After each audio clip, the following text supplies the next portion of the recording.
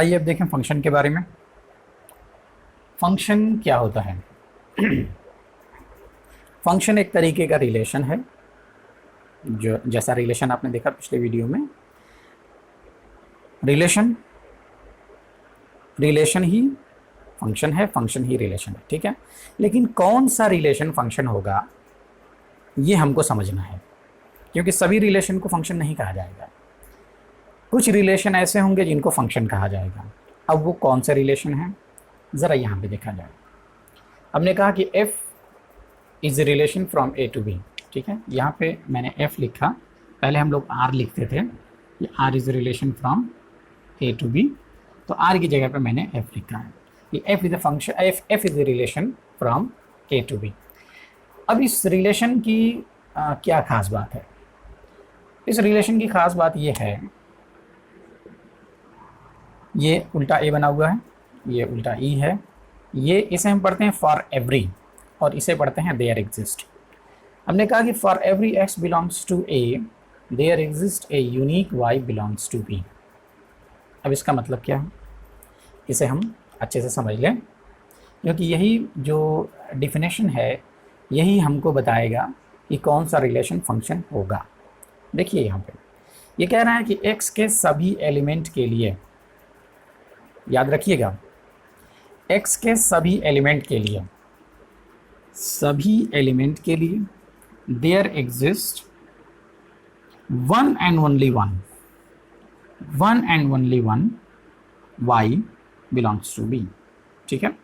जब हम रिलेशन बनाते हैं तो कोई भी रिलेशन जब हम बनाते हैं तो उस रिलेशन के अंदर क्या आता है, एक्स वाई आता है, एक्स बिलोंग्स टू ए होता है और y बिलोंग्स टू b होता है, और एक्स वाई में कुछ रिलेशन होता है ना। तो यहाँ पे जो x का रिलेशन है, x का रिलेशन किससे है, y से है। तो अब ये कह रहा है कि ये जो रिलेशन होगा वो ऐसा होगा कि x के लिए जो रिलेशन बनेगा, यानी x के लिए जो वैल्यू y हमको मिलेगी वो सिर्फ और सिर्फ एक होना चाहिए। यानी x का रिलेशन अगर y से है तो x का रिलेशन किसी और से नहीं होना चाहिए। बात तो यही हुई, there exist one and only one y।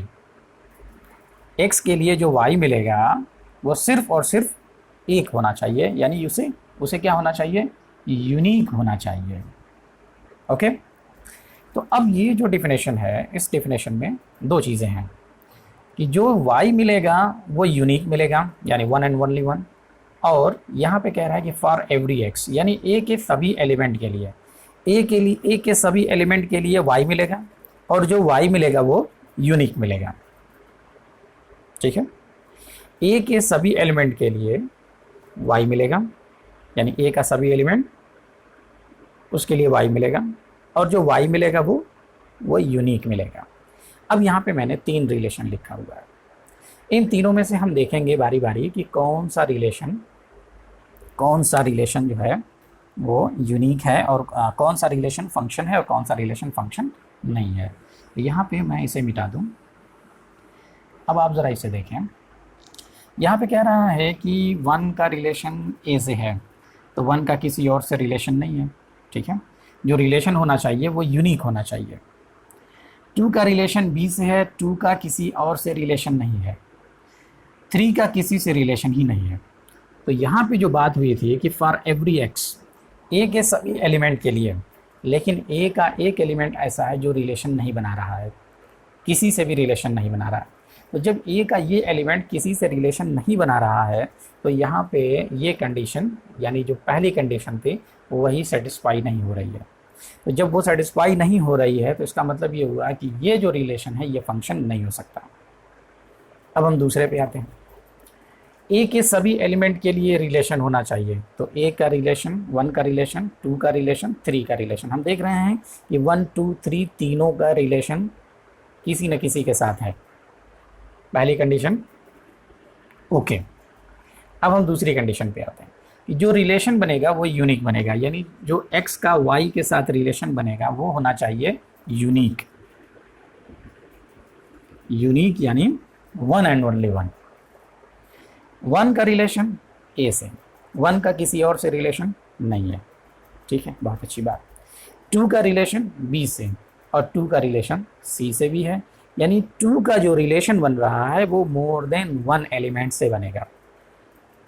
अब ये कंडीशन सेटिस्फाई नहीं हुई, यानी जो रिलेशन बनना था उसे यूनिक बनना था, लेकिन टू के लिए जो रिलेशन बन रहा है वो यूनिक रिलेशन नहीं बन रहा है।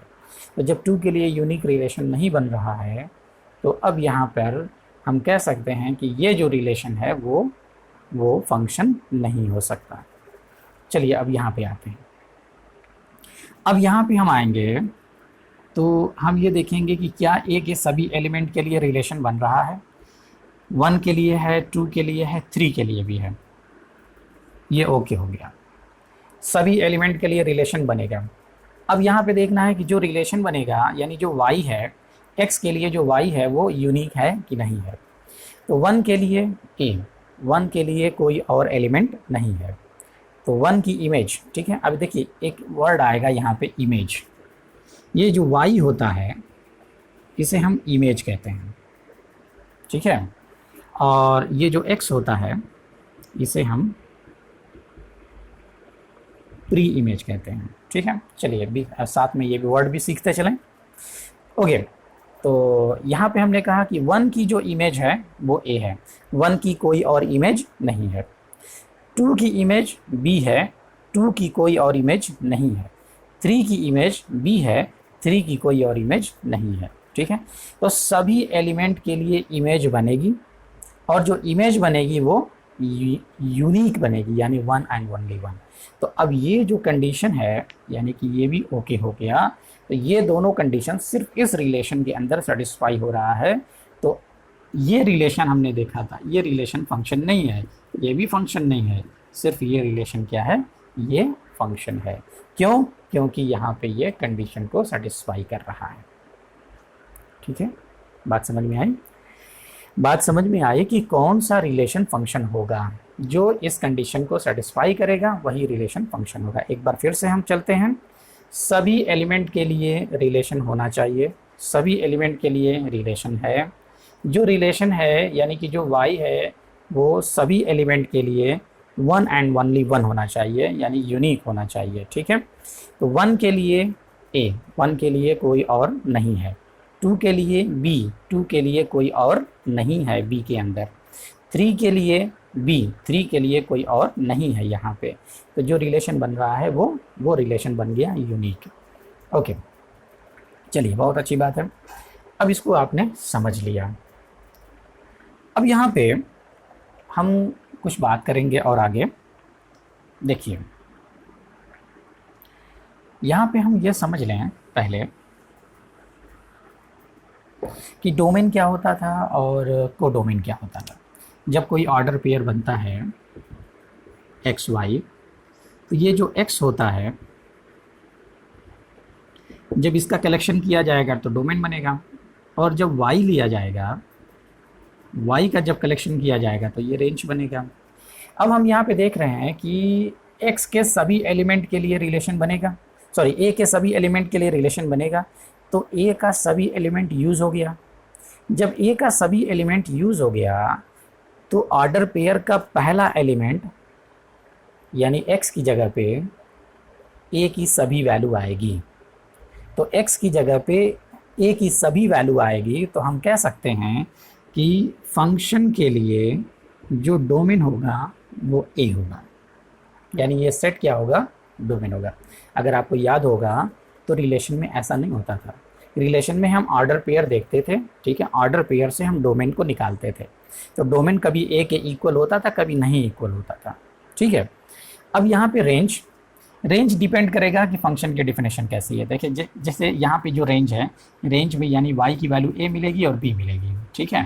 तो y की वैल्यू a और b मिलेगी, तो ये पूरे b के बराबर नहीं है, रेंज अलग है, ठीक है। रेंज डिफिनेशन के अकॉर्डिंग वैरी करेगा, जैसे डिफिनेशन होगी वैसा हमको रेंज मिलेगा, लेकिन डोमेन यहाँ पे फिक्स हो जाएगा। अब आपको रिलेशन में याद होगा कि रिलेशन में हम ये जो सेट बी था इसको बोलते थे कोडोमेन, ठीक है।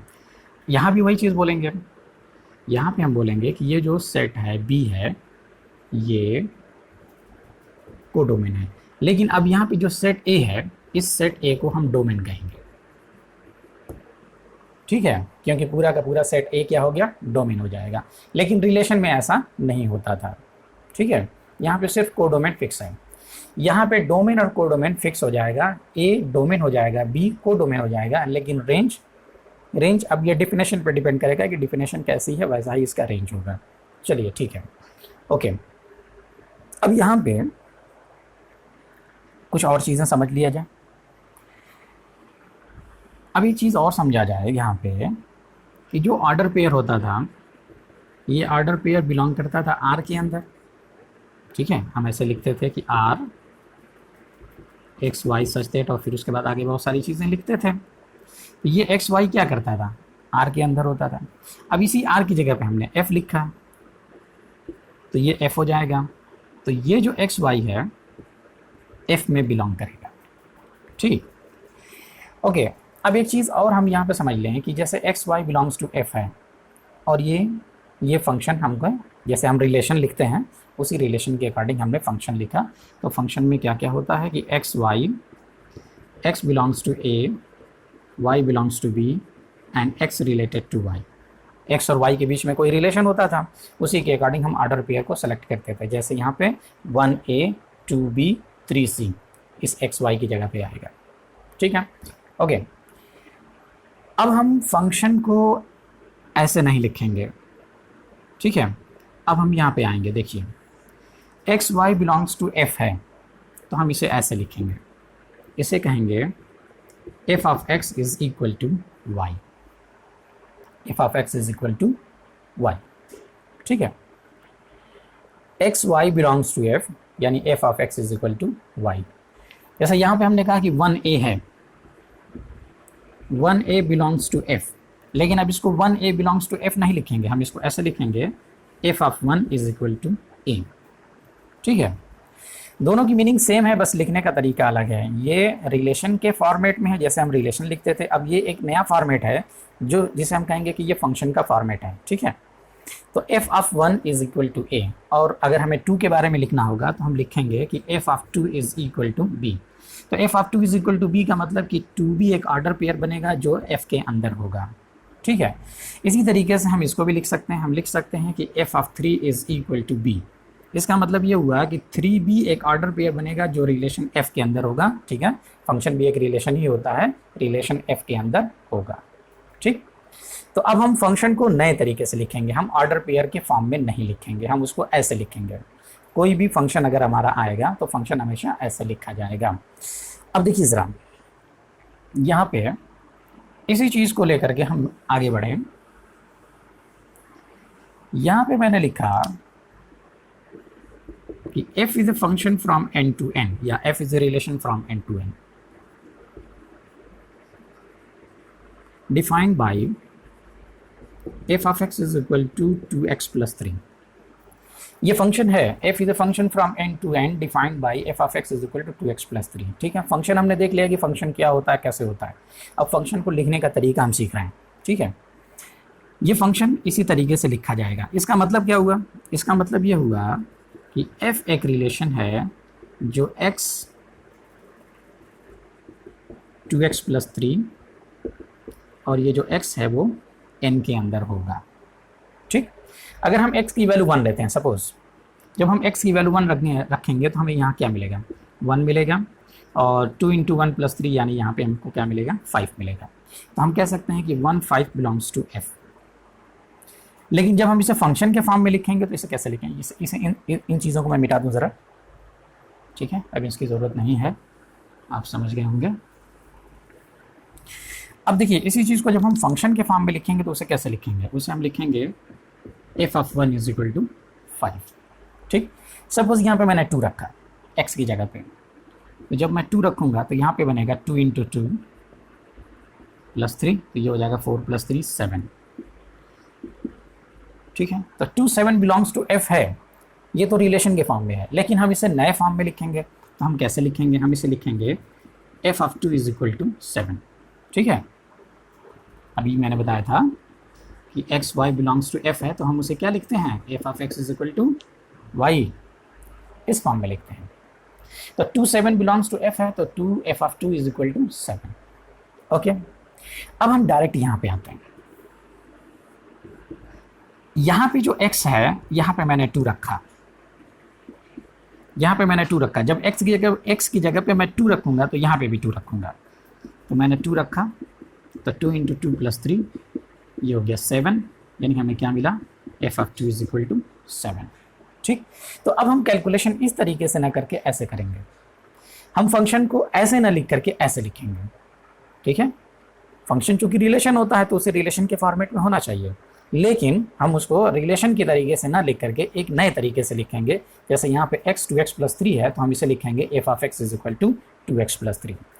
इस ऑर्डर पेयर के अकॉर्डिंग हमें क्या मिलेगा, यानी इस रिलेशन के अकॉर्डिंग हमें नए नए ऑर्डर पेयर मिलेंगे।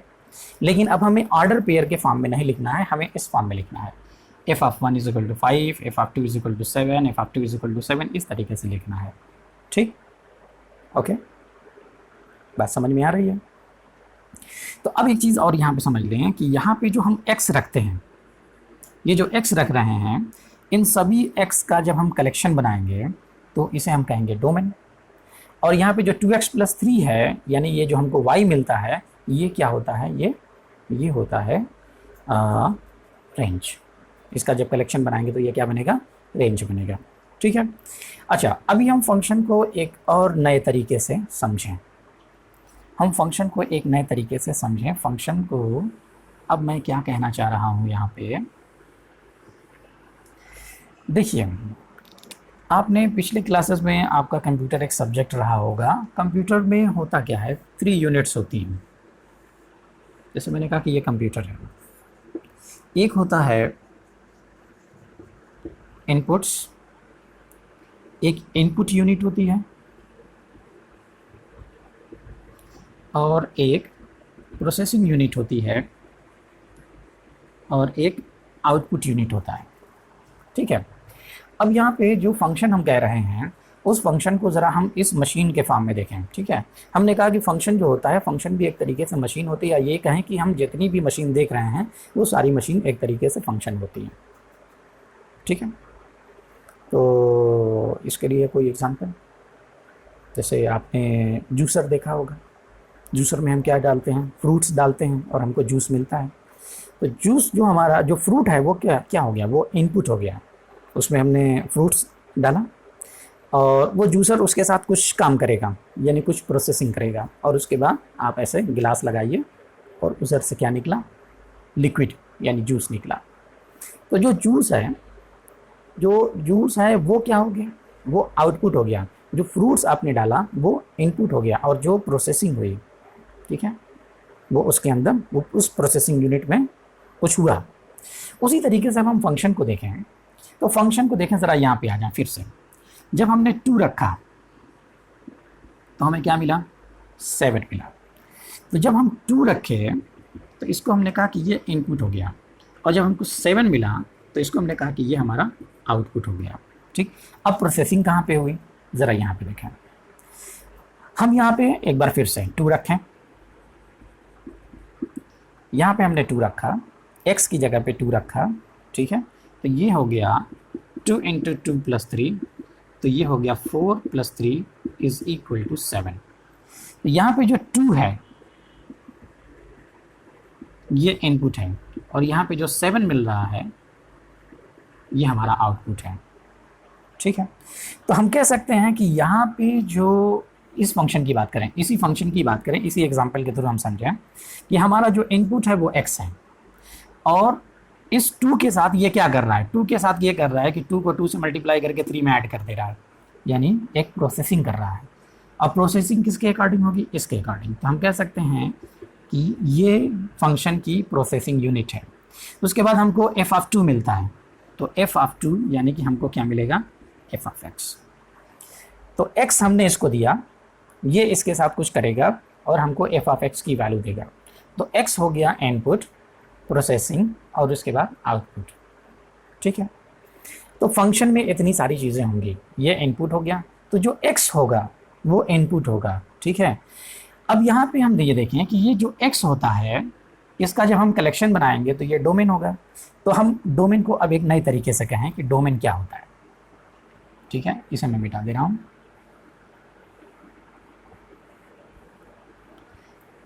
x की जो वैल्यू होती है, ये जो x की वैल्यू होती है यानी यहाँ पे, तो x को हम कहेंगे कि डोमेन को हम एक नए तरीके से पढ़ें, सेट ऑफ इनपुट्स।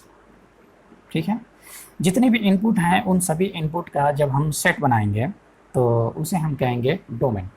अब यहाँ पे जो वैल्यू मिल रही है एफ ऑफ एक्स, ठीक है, तो एफ ऑफ एक्स यानी कि वाई, तो हम कह सकते हैं कि जो हमारा आउटपुट है, तो जो वाई होता है वो क्या होता है, उसका जब हम कलेक्शन बनाते हैं तो वो रेंज बनता है। तो हम कह सकते हैं कि जो सेट ऑफ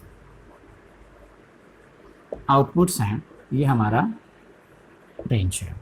ठीक, तो फंक्शन को हमने एक नए तरीके से कहा, क्या हमने कहा, फंक्शन को हमने ये कहा कि जो डोमेन है वो सेट ऑफ इनपुट है और जो रेंज है वो सेट ऑफ आउटपुट है। तो फंक्शन क्या होता है, फंक्शन एक तरीके से मशीन होती है, एक इसमें एक इनपुट होता है, एक आउटपुट होता है, एक प्रोसेसिंग यूनिट होती है और इस प्रोसेसिंग यूनिट के अकॉर्डिंग हमको आउटपुट मिलता है। ठीक है, ओके, आपने इस तरीके से देखा फंक्शन के बारे में। तो फंक्शन को हमने देखा कि फंक्शन एक रिलेशन होता है, वो रिलेशन किस कंडीशन को सेटिस्फाई करता है तो हम उसे कहेंगे कि वो फंक्शन है। ठीक है, अब यहाँ पे ज़रा देखिए, यहाँ पे देखिए कि 2 पे आपको मिल रहा है 7, 2 पे जब आपको 7 मिल रहा है तो 2 पे कोई और वैल्यू नहीं मिल सकती। ठीक है, तो इस डिफिनेशन के अकॉर्डिंग जो हमको रिलेशन मिल रहा है वो यूनिक रिलेशन मिल रहा है। यूनिक रिलेशन, तब यूनिक रिलेशन है तो इसका मतलब कि ये क्या हो गया, ये फंक्शन हो गया। ठीक, और इस नेचुरल नंबर से हम कोई भी वैल्यू यहाँ पे रखेंगे तो हमको एक आउटपुट ज़रूर मिलेगा। ठीक है, तो इसका मतलब ये हुआ कि ये पूरा का पूरा नेचुरल नंबर जो हो गया वो डोमेन हो गया, वो डोमेन हो गया, है ना। ओके, अच्छा चलिए ठीक है, अब उसके बाद इस रिलेशन के अकॉर्डिंग हमको आउटपुट मिलेगा, उन सभी आउटपुट का कलेक्शन बनाएंगे तो उसे हम रेंज कहेंगे। ठीक है, तो आपने देखा किस तरीके से कि फंक्शन क्या होता है, फंक्शन का डोमेन क्या होता है, फंक्शन का रेंज क्या होता है। तो फंक्शन के अंदर उसका डोमेन और कोडोमेन फिक्स होता है, रेंज उसके डेफिनेशन के अकॉर्डिंग अलग अलग तरीके से हमको मिलेगा। ठीक है, फंक्शन को पहले हम रिलेशन को ऐसे लिखते थे, अब हम रिलेशन को ऐसे लिखेंगे, तो इस रिलेशन को हम कहेंगे फंक्शन। ठीक है, यही हमारा y है, तो इसी y को हम लिखते हैं f of x is equal to 2x plus 3। ठीक है, जैसे यहाँ पे हमने 2 रखा, हमें 7 मिला, x और y। हम इसको इस तरीके से सॉल्व करेंगे, 2 यहाँ पे रखेंगे, ये सॉल्व होगा तो हमको 7 मिलेगा। ठीक है, यानी एफ ऑफ एक्स मिलेगा, तो F of x he y होता है। ओके चलिए ठीक है, बहुत आपने देख लिया बहुत सारी चीज़ें कि फंक्शन क्या होता है, इसका डोमेन क्या होता है, इसका रेंज क्या होता है। ओके, यहाँ पे कोई और भी एग्जांपल लिखने की ज़रूरत है, चलिए एक एग्जांपल और ले लेते हैं थोड़ा सा।